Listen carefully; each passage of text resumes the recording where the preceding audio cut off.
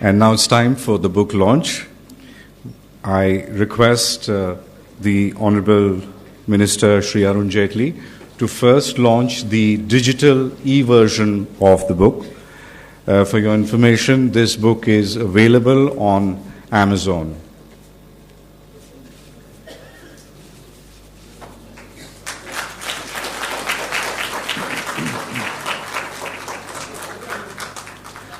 I now request the dignitaries to come in front of the stage for the release of the book. May I also request Hitesh Jain, Akhilesh Mishra, and Shri F. Shahryar, as well as Dr. Kapish Mehra, to join us on the stage for the launch of the book.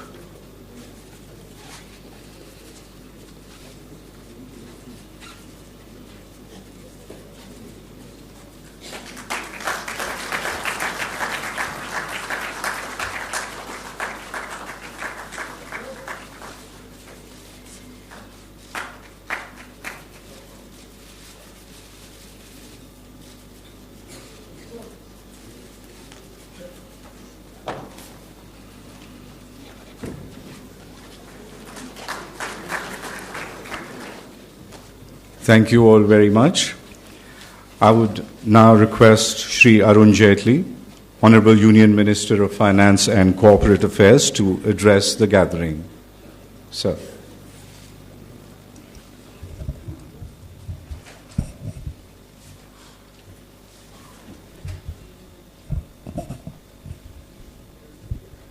Ministry of I&B के सचिव श्री अमित खरे, प्रसार भारती के chairperson Shri Surya Prakash ji, CEO Shri Shashi Shekhar, और आज के इस कार्यक्रम में एक विशेष अतिथि के रूप में आई हुई हमारी स्पोर्ट्स पर्सन मोनिका बत्रा और मित्रों, जैसा बतलाया गया कि लगभग 2 वर्ष पहले उस वक्त के राष्ट्रपति प्रणब बाबू ने जो पहली पुस्तक थी मन की बात की, जो हितेश जैन और उसके सहयोगियों ने बनाई थी, उसका विमोचन किया था। सामान्य रूप से आज उसके दूसरे वर्जन का, जिसमें 50 एपिसोड्स हैं, अभी तक 53 एपिसोड्स हो चुके हैं, जिसमें से 50 इस पुस्तक में कवर्ड हैं। अक्सर तो जो इस प्रकार के कार्यक्रम हैं वो वन टाइम इवेंट होते हैं, और वन टाइम इवेंट जो होते हैं, चाहे टेलीविजन पे डिस्कशन हो या रेडियो पे चर्चा हो, और सामान्य रूप से वो अपने फुटप्रिंट्स इतने गहरे नहीं छोड़ के जाते। लेकिन कुछ विशेष बात है कि जिसकी वजह से मन की बात एक ऐसा कार्यक्रम है जिसके वो फुटप्रिंट्स बने हैं, और उसमें जो प्रश्न आते हैं, जो विषय चुने जाते हैं, उनको बहुत समय बाद भी स्मरण करना यह संभव रहता है। जब कभी किसी सिनेमा या किसी सिनेमा के अंदर विशेष कुछ वाक्य हो, कोई लिरिक्स हो, कोई पुस्तक हो, कोई टेलीविजन प्रोग्राम हो, हमारे यहां इंटेलेक्चुअल प्रॉपर्टी में एक सफलता यह होती है ब्रांड की कि वर्षों और दशकों बाद उसको स्मरण करने की क्षमता लोगों की कितनी होती है। This is called the power of recall. हम में से बहुत लोग होंगे जिनको 50s और 60s का म्यूजिक याद होगा, लेकिन पिछले 10 वर्ष का याद नहीं है। और क्योंकि उनकी विशेषता थी, उसमें पावर ऑफ रिकॉल था। 50 साल पहले भी कुछ एक वाक्य सुना सिनेमा में, 1980s में और अर्ली 90s में जो दूरदर्शन पे सीरियल्स आए वो याद है, लेकिन उससे बहुत बड़े कमर्शियली सफल सीरियल पिछले 8-7 वर्षों के याद नहीं होंगे। और इसीलिए ये कारण है कि जो पावर ऑफ रिकॉल होता है उसमें क्षमता होती है कि अपने फुटप्रिंट्स ऐसे छोड़ जाए कि उसमें कही हुई बात एक चर्चा का विषय बन जाती है। एक वक्त था कि रेडियो बहुत पावरफुल मीडियम था।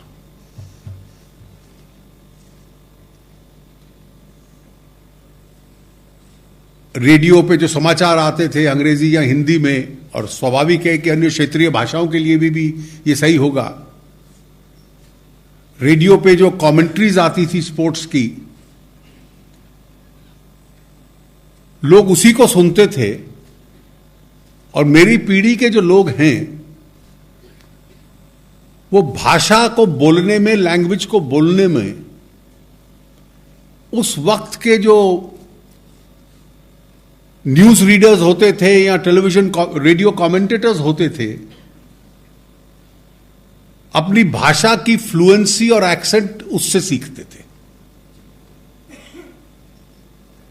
और इसलिए जो लोग बायलिंगुअल या मल्टीलिंगुअल हैं,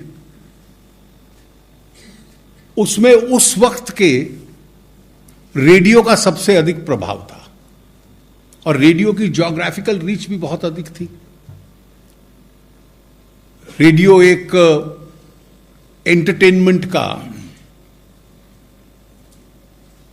बहुत बड़ा साधन था।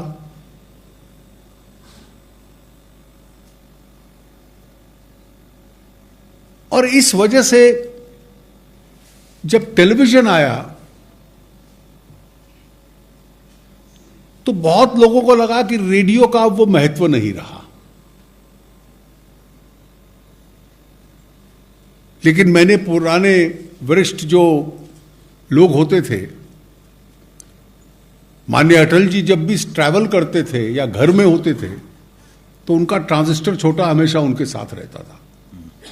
वो न्यूज उसी पे सुनते थे, क्योंकि उसी की न्यूज केवल आज की न्यूज की तरह one item agenda setting news नहीं होती थी। देश में 20-30 स्थानों पर क्या हुआ है, अंतर्राष्ट्रीय जगत में क्या हुआ है, स्पोर्ट्स में क्या हुआ है, इकोनॉमी में क्या हुआ है, राज्यों में क्या हुआ है, आपको वो सारा ज्ञान देता था। और आपके पूरे व्यक्तित्व निर्माण के लिए उसका बहुत बड़ा रोल होता था। और राजनीतिक लोगों को भी अपने कम्युनिकेशन के लिए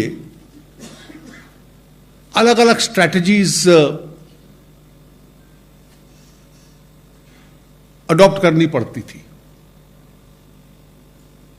अगर हम इस देश के पिछले 100 वर्ष के इतिहास में जाएं, और मुझे लगता है कि जो लोग मार्केटिंग के एक्सपर्ट्स हैं वो एनालाइज करें, गांधी जी जैसा एक सरल वक्ता, वो बहुत कोई फोर्सफुल स्पीकर नहीं थे, लेकिन सरल भाषा में ऐसे शब्दों में बोलते थे और उनके विचार ऐसे होते थे कि उनकी छाप और फुटप्रिंट वर्षों तक चलती थी। यूनाइटेड स्टेट्स में अब्राहम लिंकन के बारे में कहा जाता है बहुत बड़े पावरफुल ऑरेटर नहीं थे। जब उन्होंने अपना फेमस गेटिसबर्ग एड्रेस दिया तो उस वक्त लोगों को कोई असर ही नहीं लगा कि ये इतना प्रभावी शब्दावली का प्रयोग कर रहे हैं। लेकिन आज भी एक स्कूल के बच्चे से पूछो कि डेमोक्रेसी की परिभाषा क्या है, तो वो उसी इब्राहिम लिंकन की स्पीच में से कहता है, a government of the people, for the people, by the people, with malice for none. ये उसमें से वाक्य है।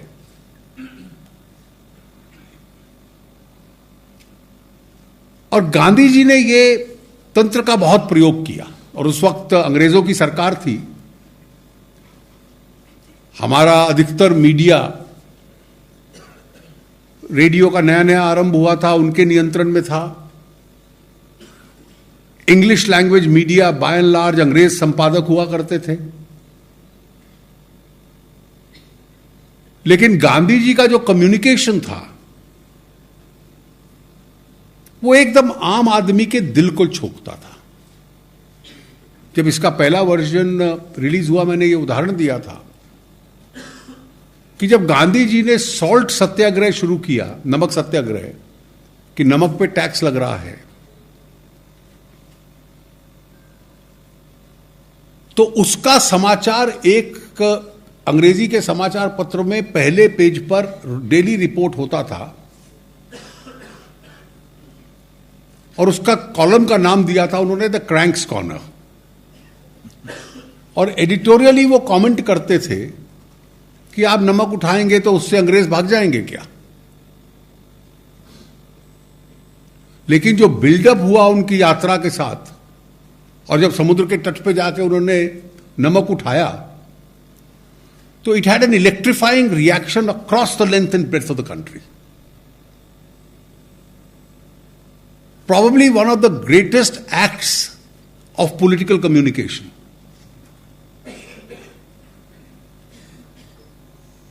और इसलिए बहुत कम राजनीतिक नेता हैं जिनमें इस प्रकार से डायरेक्टली लोगों के साथ कम्युनिकेट करना और बात करना, यह क्षमता और ताकत होती है। अभी सूर्य प्रकाश जी ने कहा कि ये 48 वर्षों से, 48 वर्षों से पत्रकारिता में हैं, तो इन्होंने तो इस बदलते युग को देखा होगा। पहले प्रेस कॉन्फ्रेंस होती थी, और अक्सर सरकारी दफ्तरों में होती थी। बाकी political press conference cannot place के किसी रेस्टोरेंट में हो जाती थी। दिल्ली में 7-8 अखबार थे, प्रिंट अखबार थे, तो जिसमें 10 लोग आ गए आपको सुनने के लिए, एक टेबल के आसपास बैठ जाते थे, वही प्रेस कॉन्फ्रेंस होती थी। और उनकी सर्कुलेशन भी बहुत सीमित थी।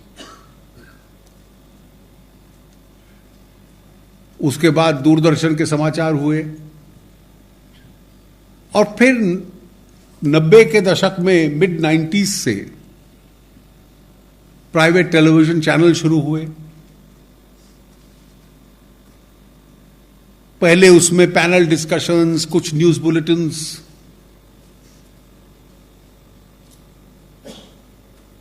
और उसके बाद जो कंपेटिटिवनेस शुरू हुई, उसका यूनिवर्स तो बहुत छोटा है।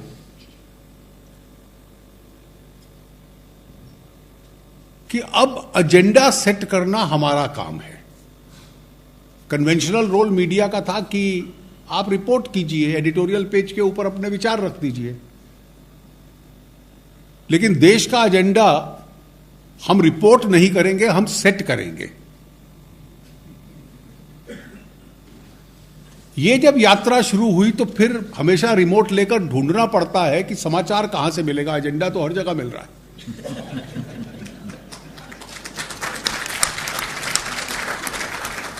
और मुझे याद है कि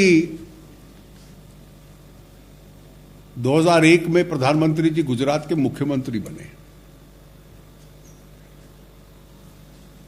तो 2002 में चुनाव था, और उस वक्त वहां का मीडिया और देश का मीडिया कोई बहुत उसका मित्र नहीं था, बहुत अग्रेसिव भी था उनके खिलाफ।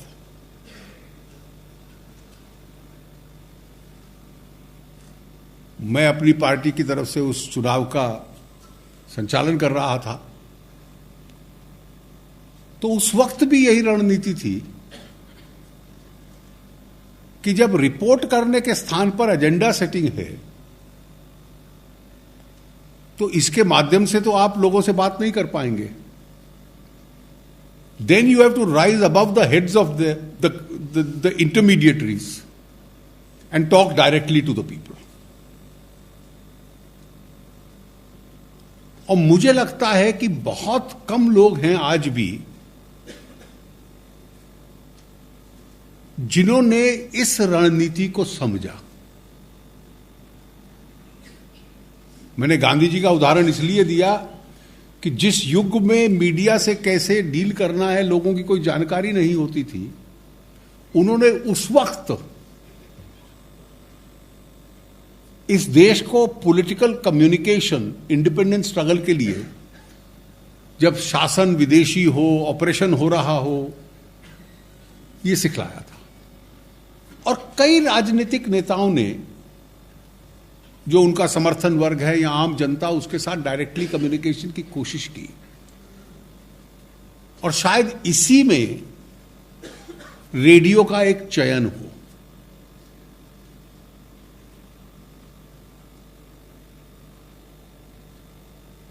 कई बार,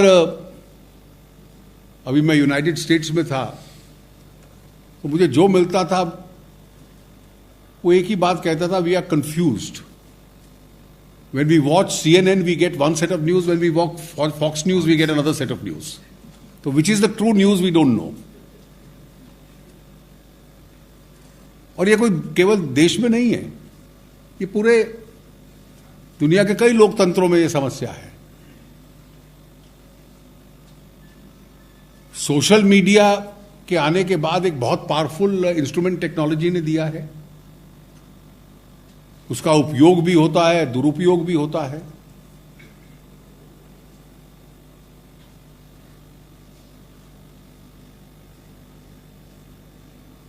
जब अभी हमारी एयरफोर्स केपीके में बालाकोट तक पहुंची, तो इससे पहले कि कोई जानकारी प्राप्त करो, किसी ने शुरू कर दिया, ये तो एकदम एलओसी के साथ है. और कुछ लोग, जिनको मैं कंपल्सिव कॉन्ट्रेरियंस कहता हूं, उन्होंने एक नया बालाकोट ढूंढ लिया और यह भी नहीं चेक किया कि वो बालाकोट एलओसी के उस पार नहीं है, वो हमारे पुंछ में है. तो हमारी अपनी फौज जाकर अपने ही स्थान पर क्यों ये अटैक करेगी? तो ये सोशल मीडिया में एबरेशंस भी हैं. तो इसमें आज जो सार्वजनिक जीवन में लोग हैं, उनको नए नए तंत्रों का निर्माण करना पड़ता है. और इसमें स्वाभाविक है कि मैं तो ये मानता था कि जब सही समाचार क्या है इसका जजमेंट करना है, तो प्रिंट मीडिया और रेडियो के लिए इससे बड़ा सुनहरा अवसर नहीं है to strike back and regain its space.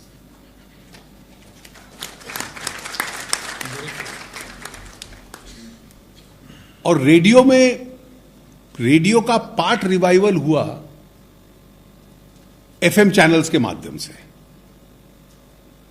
और ये पूरे विश्व में हुआ.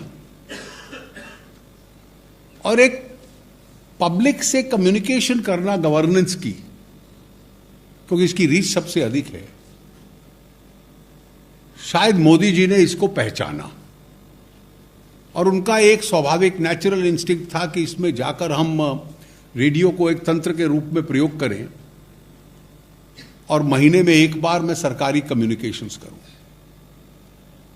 उसमें राजनीतिक विषय नहीं आते, उसमें पिछले महीने के या आने वाले दिनों के जो प्रमुख विषय होते हैं, लोग उस पर अपनी प्रश्न भेजते हैं, उस पर अपने सुझाव भेजते हैं, और फिर उस पर अध्ययन करना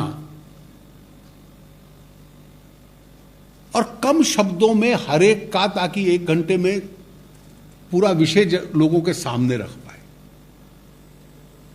आज के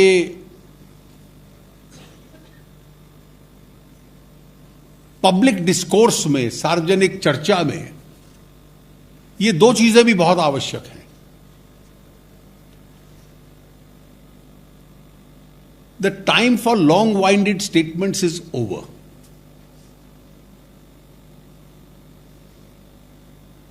रेडियो है तो लोग चैनल स्विच ऑफ कर देंगे, टेलीविजन है तो चेंज कर देंगे, टेलीविजन है तो वो रिमोट का प्रयोग करके किसी और स्थान पर चले जाएंगे। और इसलिए आपके जो वाक्य हैं और जो उत्तर हैं वो क्रिस्प हों, छोटे हों। और पब्लिक डिस्कोर्स में कुछ लोग एक पतन लाने की कोशिश करते हैं ऐसी भाषा का प्रयोग करके जो पब्लिक डिस्कोर्स को शोभा नहीं देता। और पब्लिक डिस्कोर्स में भी कई बार एक अवसर होता है कि आप अपने शब्दों का चयन ऐसा कीजिए, अपनी आर्ग्यूमेंट ऐसे फ्रेम कीजिए, अपने तथ्य इस प्रकार से रखिए।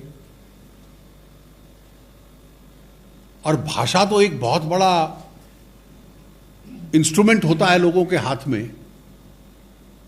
जो अच्छे कम्युनिकेटर्स होते हैं वो उस भाषा में से ही शब्दों का, वाक्यों का, इडियम्स का, फ्रेज का, they can create new idioms, new words, new turn off phrases. और कई बार वो इतने आकर्षक होते हैं कि लोगों को लगता है कि भाई ये अच्छी बात की गई है, मेरा इससे मतभेद है, लेकिन इसको पढ़ना मेरे लिए जरूरी है या इसको सुनना मेरे लिए जरूरी है। तो इसलिए मुझे लगता है कि क्रिस्प हो, संक्षिप्त हो, कम शब्दों में हो, अच्छे शब्दों और अच्छे वाक्यों में हो और उसमें तथ्य ज्यादा हो, इन सब को मिलाकर ये मन की बात का एक अनुभव है। अब वो प्रधानमंत्री हैं क्योंकि रेडियो के माध्यम से करते हैं, लेकिन बाकी लोगों के लिए भी सोशल मीडिया और डिजिटल मीडिया, उसकी भी पहुंच बहुत बड़ी है। जिनके पास रेडियो की सुविधा नहीं है वो अपनी बात उस मीडिया के माध्यम से कर सकते हैं। अगर आप उस पर रूड हैं, इम्पोलाइट हैं, खराब शब्दावली का प्रयोग करते हैं, you will put off people. और अगर आप तथ्य देते हैं, अच्छे फैक्ट्स देते हैं, जानकारियां देते हैं, अच्छी शब्दावली का प्रयोग करते हैं और अपना केस आर्ग्यू करते हैं, तो आपसे सहमत असहमत लोग आपके साथ एग्री करेंगे। और मैं मानता हूं कि इस देश के जो लोगों की का सोशल इकोनॉमिक ट्रांसफॉर्मेशन हो रहा है, आज का भारत और सन 60 का, 60s और 70s वाला, अब लोग केवल नारे नहीं सुनेंगे, उनमें खुद जजमेंट करने की क्षमता बहुत अच्छी है। और उस जजमेंट को करना और उस जजमेंट के माध्यम से वो अपने निर्णय लेते हैं। और वो सुविधा भी बिना किसी खर्चे के आपको उपलब्ध है।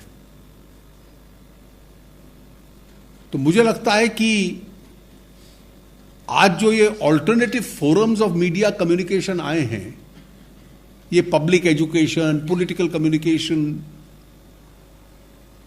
इस सब का एक स्वरूप बदलने वाले हैं। और अगले 10 साल में क्या होगा, आज उसके ऊपर हम लोगों का के लिए प्रोजेक्ट कर पाना भी बहुत कठिन होगा। और ये हर क्षेत्र में उपलब्ध है। अब किसने सोचा था कि जो लोग एंटरटेनमेंट की दुनिया में हैं, म्यूजिक की दुनिया में हैं, उनके पास कन्वेंशनल रेडियो या सिनेमा या टेलीविजन के फोरम्स थे। आज यूट्यूब और नेटफ्लिक्स और जितने बाकी सुविधाएं आ रही हैं, वो एक डिजिटल मीडिया एक डिसप्रपोर्शनेट विड्थ से उनको, उनकी रीच और उनकी कमर्शियल लाइफ को एक्सपैंड कर सकता है। अब मोनिका स्पोर्ट्स की दुनिया से है।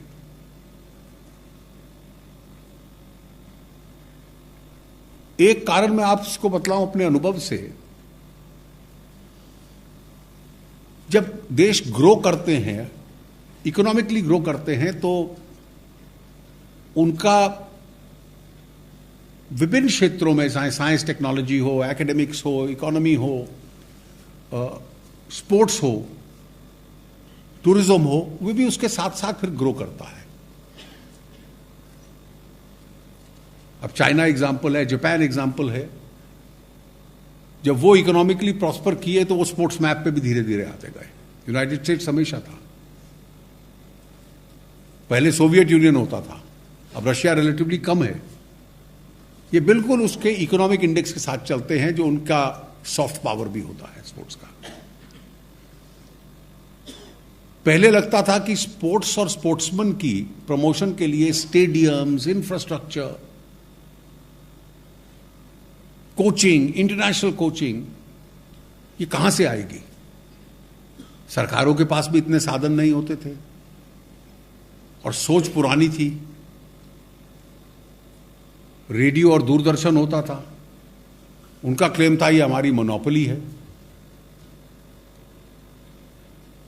तो अर्ली 90s में मुझे खुशी है, एक बात की सेटिस्फैक्शन भी है कि मैं उसके साथ जुड़ा हुआ था अपनी earlier capacity as a lawyer में, कि भाई ये एयरवेव्स तो पब्लिक प्रॉपर्टी हैं, तो स्पोर्ट्स ऑर्गेनाइजेशंस को अधिकार होना चाहिए अपने मैचेस टेलीकास्ट करें।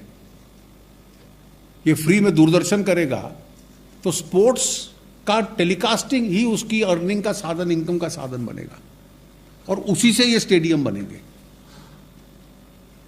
और जिन खेलों ने उसका प्रयोग किया है, उन्होंने world class talent, world class stadiums बनाने शुरू किए हैं, और वो रिफ्लेक्ट करता है हमारी स्पोर्ट्स परफॉर्मेंस में।